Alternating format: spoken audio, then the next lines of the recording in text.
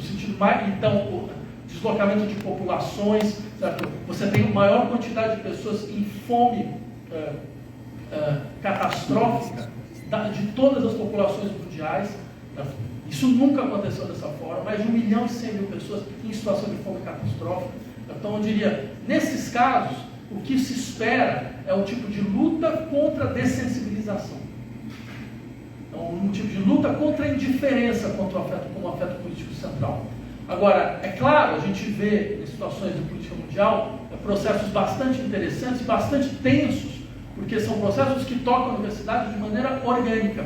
Porque nós vimos um dos principais setores de questionamento das políticas dos estados, dos principais países que sustentam o governo de Israel nesse tipo de empreitada, certo? Vieram das universidades. E essas universidades, elas foram punidas de maneira absolutamente impressionante, com desmatriculação de alunos, com expulsão de alunos, com proibição de professores, com professores que perderam cargos, poderia passar uma lista aqui, certo? Ou que foram impedidos, inclusive, de lecionar, certo? E não foram, que tiveram convites para participação em universidades sendo anulados, e uma série de coisas dessa natureza. Ou seja, como se fosse o caso, dizer mais ou menos o seguinte: bem, esta sociedade não vai mais admitir contraditórios. Você usa um tipo de preceito moral para justificar uma violência brutal. Qual que é o preceito moral? Todo tipo de solidariedade incondicional à causa palestina é um ato de antissemitismo. A gente sabe muito claramente que a definição de antissemitismo foi modificada na última década, certo? Por uma série de ações de lobbies em parlamentos, para você tentar articular no mesmo movimento, bem, posições contrárias às políticas israelenses, certo? Enquanto Estado, e antissemitismo. Só que eu insistiria, isso é completamente desprovido de sentido. É absolutamente desprovido de sentido. Não há nenhum Estado, enquanto Estado, que possa ser primeira emanação do seu próprio povo. Isso não existe. Eu criticar o Estado francês não significa que eu sou contra os franceses. Eu criticar o Estado brasileiro não significa que eu sou contra o Brasil. Eu sou contra o povo brasileiro. Certo? Eu criticar o processo colonial, no sentido mais tradicional do termo, certo? Que é estabelecimento de um poder soberano que vai decidir quem está dentro e quem está fora da lei. Quando a lei vige, quando a lei não vige, em que território a lei vale e em que território a lei não vale, certo? Eu vi em Gaza, eu vi na Cisjordânia, isso é absolutamente evidente. O vazio jurídico que se criou, um vazio jurídico que você cria, um povo apátrida, um povo sem território e um povo sem nenhuma garantia de preservação, nenhuma, absolutamente nenhuma. É uma situação completamente aberrante. Se você criticar isso, entender que isso é um crime, é a tipificação de um crime, isso só mostra uma coisa muito clara, que este processo vai ser utilizado em várias outras circunstâncias, de várias outras formas. Certo? Essa criminalização das posições políticas. São posições eminentemente políticas. Ninguém quer aqui a destruição do Estado de Israel. Isso é um absurdo. Certo? O que a gente quer é que seja respeitado o direito internacional. O direito internacional é muito claro. Existem territórios que são territórios ocupados. Eles precisam ser desocupados. E não tem nenhuma explicação para que esses territórios não tenham sido desocupados desde que eles foram ocupados há mais de 50 anos. Certo? É isso que se quer, uma coisa simples. Que o direito seja respeitado. Que a lei seja respeitada. Existe lei internacional e ela vale para todo mundo em qualquer circunstância. Então, ou seja, entender isso como um crime, entender a exigência do respeito à lei como um crime, mostra muito claramente o que a democracia se tornou. O que algumas pessoas chamam de democracia hoje em dia. Certo? Eu só insistiria num ponto. Esta dinâmica, ela parece localizar um problema específico. A lógica é que ela se generalize. Todas as posições políticas que sejam vistas como contrárias a interesses hegemônicos, elas tendem a ser criminalizados cada vez mais. Isso não é democracia. Isso não tem nada a ver com democracia. Isso está em um outro lugar. Inclusive, a democracia admite, sim, ações violentas, certo? Como, por exemplo, se vocês fecham aqui a faculdade, não deixam ninguém entrar, se o sujeito vai lá e faz piquete na porta da fábrica, se o outro pessoal ecológico vai e impede que lixo atômico seja trafegado pelas ruas. Então você faz movimentos de sit-in, você impede, você faz ações violentas, você impede a circulação. Isso nunca foi contra a democracia. Isso não tem nada a ver com a democracia. Admite isso. Ela admite que, em certas circunstâncias, a justiça ela se dissocia do direito. Se não fosse assim, vocês não iam estar aqui hoje. Porque se não fosse isso, por exemplo, se não fosse algo que na década de 20 era visto como crime, como por exemplo a greve, se não fosse isso, muitos de vocês não estariam aqui. Se não fosse pela greve, pela capacidade da sociedade de entrar em greve, exigir ampliações de direitos, ampliações concretas de direitos, e numa situação onde aquilo era um crime, não existiria justiça. Não existiria justiça. Então, ou seja, a democracia admite muito claramente a possibilidade de situações de urgência política colocarem processos que não são processos de questionamento institucionalizado. Então, eu lembraria a vocês, na gloriosa década de 70, certo? Uma coisa que a gente fazia algumas vezes era o famoso sequestro de patrão. Isso aconteceu muito, por exemplo, na França nos anos 70. O que era o sequestro de patrão? Você entrava na fábrica, chegava, o patrão estava lá, o CEO estava lá no seu escritório, fala, então, o negócio é o seguinte, ninguém vai sair daqui até a negociação terminar. Demorava uma semana, o cara ficava lá, tal, ninguém saía. Sabe o que era interessante? Não passava na cabeça da polícia entrar. E nem ninguém foi criminalizado. Por quê? Sabe que não? Porque a democracia real, ela entende que a política, ela tem primado em relação ao direito, em várias circunstâncias. Se nós quisermos realmente reconstruir uma sociedade justa e digna para todos, porque esse tipo de violência não é uma violência da degradação, não é por isso que o patrimônio ou qualquer coisa dessa natureza, mas ela é a exigência de justiça e de reparação. Por exemplo, há tempos atrás, a gente teve colegas que resolveram colocar fogo na famosa estátua do Borba Gato. Né? E aí veio lá o juiz, toda a estrutura jurídica, criminalizando, se fosse um simples ato de degradação de patrimônio público. Isso não era um ato de degradação de patrimônio público, era um ato de questionamento político. Era um ato de pessoas que se perguntavam, bem, o que está fazendo uma estátua de um caçador de homens? Um sujeito que tem um trabuco na mão, no meio da rua, né? Lembrando que esse trabuco, historicamente, ele foi apontado contra quem? Ele foi apontado contra o invasor estrangeiro? Não. Ele foi apontado contra populações ameríndias e povos escravizados. Então é muito interessante você transformar isso num objeto de celebração no interior da sua cidade. Então o que você fez? Você questionou a memória. Você tem o direito de questionar a memória. E de questionar a memória não só mandando petição, né, para as pessoas, mas questionar no sentido mais performativo possível. Né? Então, isso é um crime, em hipótese alguma. Crime é deixar a estátua lá até hoje. Isso é um crime. Então, eu insistiria, é importante preservar esses espaços de articulação extrajurídica da política, se nós não quisermos efetivamente perder a política de uma vez por todas.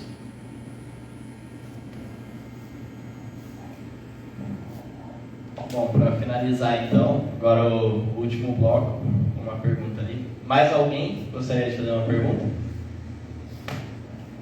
Então eu vou aproveitar e vou fazer uma na sequência também.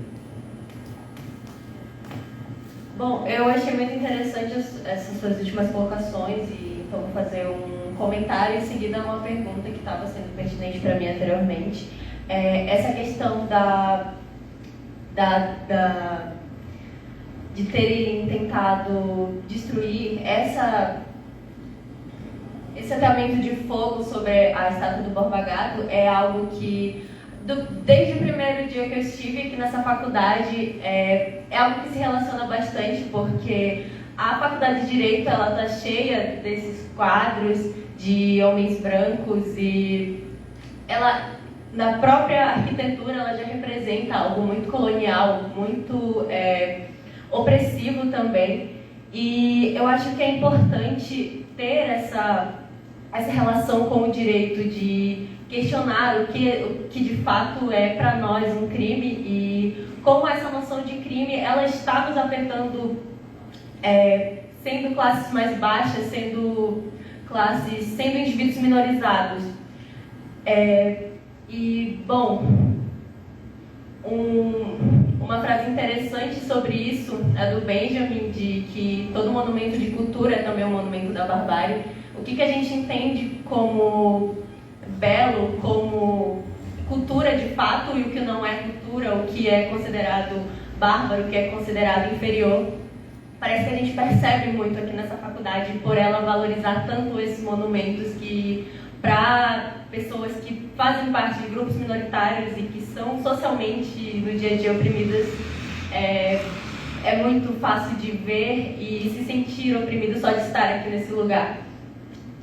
E outra pergunta, e outra questão, né, após fazer esse meu comentário, seria como que o senhor vê essa questão da institucionalidade tão presente, acredito que até nessas questões de identidade, porque se tenta colocar pessoas de populações, identidades minorizadas dentro de espaços que são, digamos, essencialmente brancos, e como isso também se relaciona dentro dessa morte da esquerda, esse mobilismo e essa crença na democracia burguesa, porque se de um lado nós temos essa crença de que os nossos problemas precisam ser resolvidos agora e que a democracia burguesa pode abranger isso, por outro lado a gente vê a extrema esquerda com um discurso que se diz antissistêmico, que se diz corruptivo.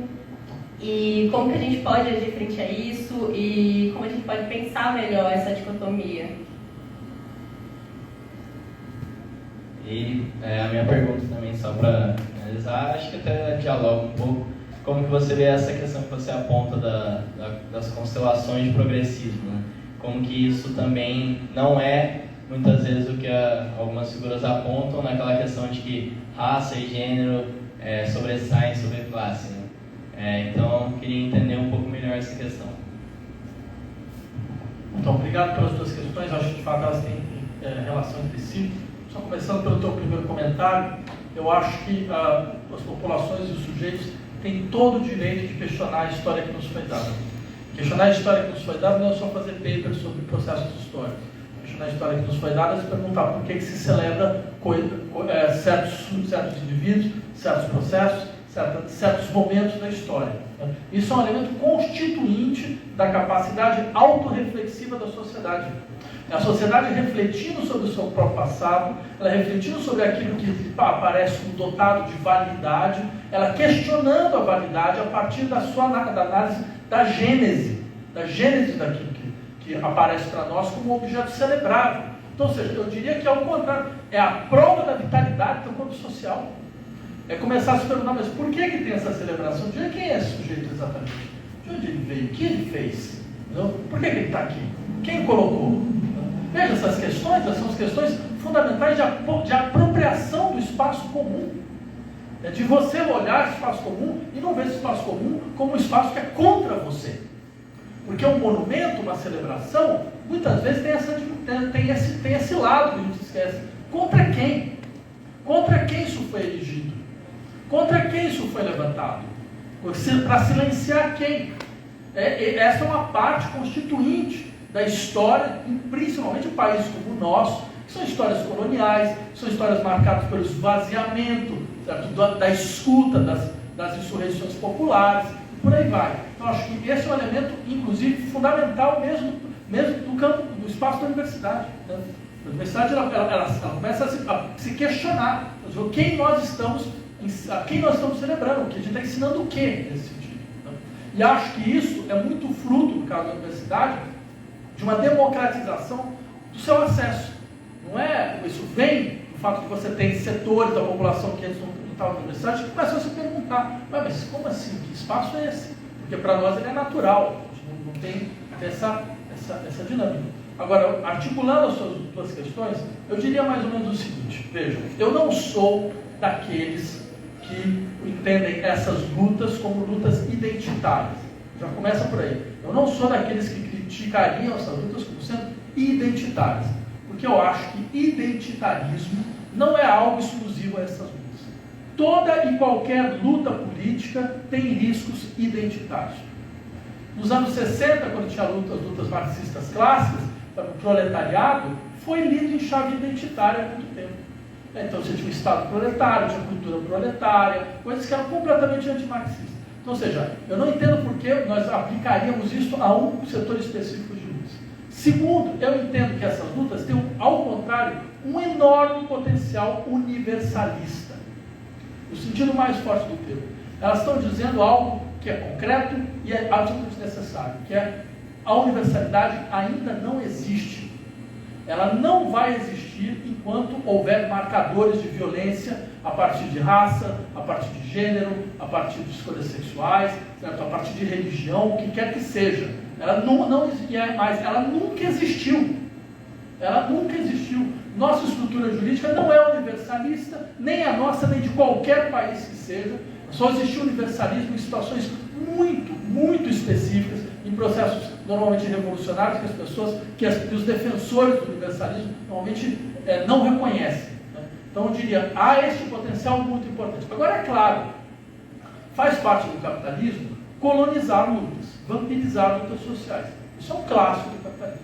Ele vai tentar dizer mais ou menos o seguinte, imagina só, olha, vamos dizer, tem um edifício que foi mal construído. Né?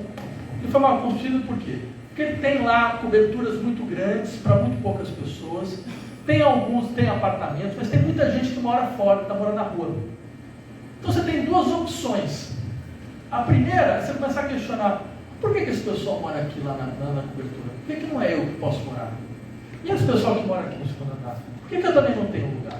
Então o que você faz? Você começa então a questionar, acreditar que é possível, não, vamos integrar um pouco mais aqui, vamos integrar um pouco mais ali, e é claro que isso sempre vai produzir um efeito importante, que é, você vai construindo políticas públicas para setores mais precarizados. Só que tem um problema, a precarização hoje é geral, é absolutamente geral.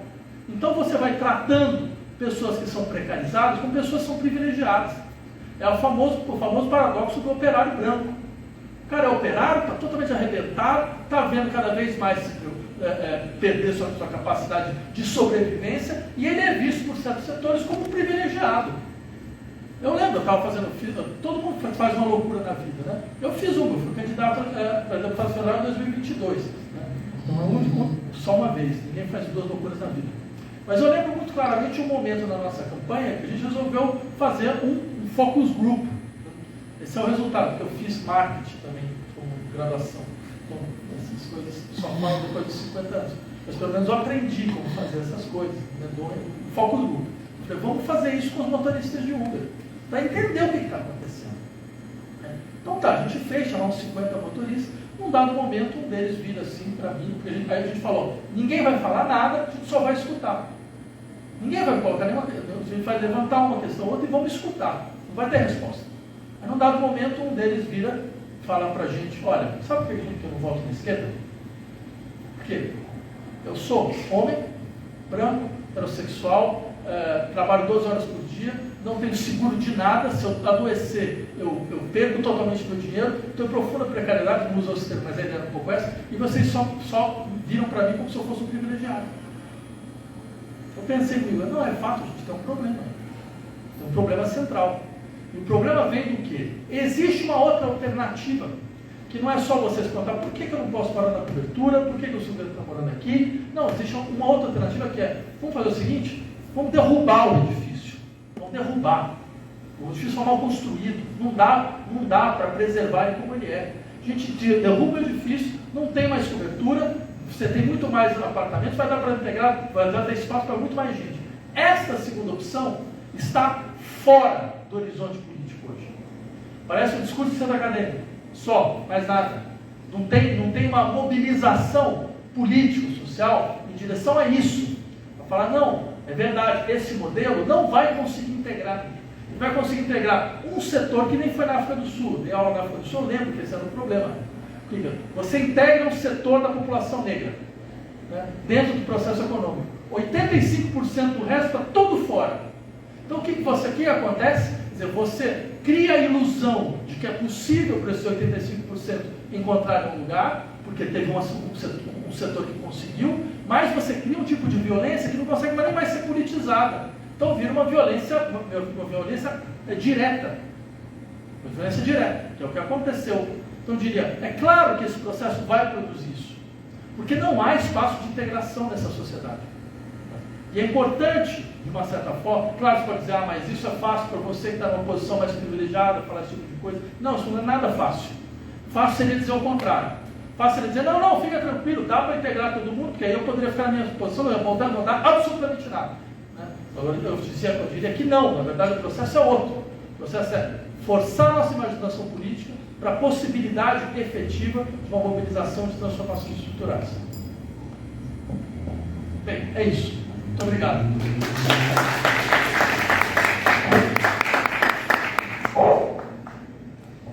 Bom, pessoal, então é isso. Eu agradeço a todos. O evento, além do professor aqui, precisa também de vocês, né? Enfim, a gente fez aqui pela primeira vez uma gravação. Acredito que o vídeo vai ficar disponível aí pela nossa página no Instagram. Foi uma verdadeira aula, né? Para quem quiser consultar de novo algumas partes. Vamos trabalhar aí alguns cortes também, alguns momentos muito bons. Então é isso. Agradeço de novo aqui ao professor. Agradeço a todo mundo. A gente em breve vai anunciar outros eventos. Estamos aí, seguimos na luta. Obrigadão, pessoal.